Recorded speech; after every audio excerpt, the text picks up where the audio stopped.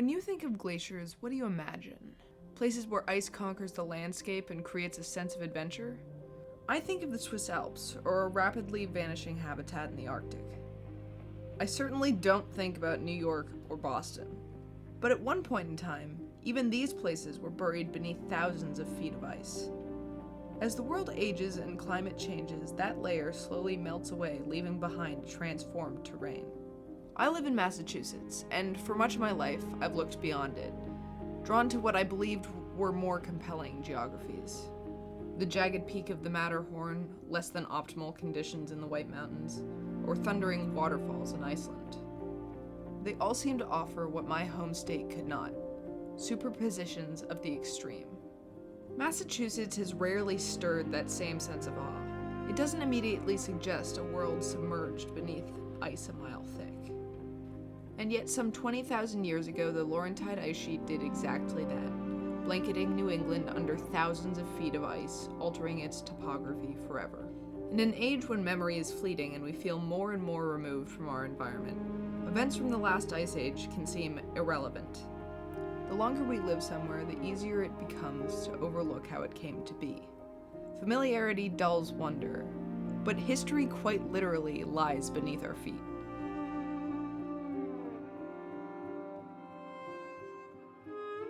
Glacial history raises questions we in the 21st century seldom pause to ask. How did the colossal boulders that fade into the background of forests and glades get there? Why are there so many rocks in my potato field? What invisible forces sculpted this landscape? Today, the fact that glaciers shaped Massachusetts after the last ice age comes as no surprise. But glacial theory wasn't always so widely accepted. Before geology was formalized in the 18th century, natural phenomena were interpreted through theological frameworks. The Earth, it was believed, had existed for only 6,000 years. It turns out that was false. Earth is actually a lot older. If you can believe it, I'm not kidding. Massive stones and fractured terrain were thought to be remnants of the Great Flood, divine, singular, and catastrophic. Then, in the late 1700s, a Scottish farmer and naturalist named James Hutton offered a radical departure. Drawing from first-hand observations of erosion and sedimentation, Hutton proposed that Earth's transformations occurred slowly through continuous observable processes. His theory of uniformitarianism earned him the title Father of Geology and laid the foundation for the modern study of the Earth. It was a substructure that allowed for deep time and the slow, grinding influence of glaciers. Building on Hutton's ideas, geologists began to observe puzzling anomalies, immense boulders that bore no resemblance to the bedrock beneath them. Louis Agassiz, a Swiss geologist, referred to these erratics as Fundlinge, or in English, homeless children, seemingly stripped from their homes and left to fend for themselves. How did stones originating in Canada find their way to the fields and forests of Massachusetts? For a long time, explanations remained speculative. Jean Deluc, another Swiss geologist, initially attributed the phenomenon to a massive biblical flood, only to later suggest rock fragments had actually exploded from the mother rock and skidded across frozen ground. Wait, what? I'm not seeing a segue between those two.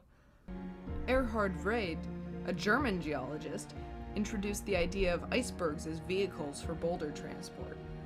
If sea levels were high enough, he reasoned, perhaps floating ice could scatter stones across the land.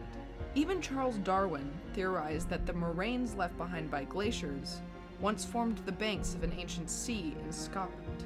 Though imaginative, all of these theories still fell short. It was Charles Lyell in his landmark Principles of Geology who finally attributed these erratic boulders to glacial action. While he remained skeptical of a widespread ice age, Lyell's work helped legitimize the glacial theory advanced by Louis Agassiz. Agassiz argued persuasively that vast ice sheets had once covered much of the northern hemisphere, carrying boulders hundreds of miles, littering the soil with stone and etching new topography across entire regions as they retreated. Today, it is understood that the ground we walk on was not sculpted by flood or fire, but by the persistent hand of ice. The rocky soil, the smooth tills, the scattered boulders, they're all evidence of a slow, relentless past. And so Massachusetts reveals itself not through spectacle, but through subtlety. Its landscape, a quiet record of ancient upheaval. We can chase wonder to the edges of the earth. But sometimes, taking a moment to stop and recognize the stories just outside our back door can breathe new life into a seemingly familiar place.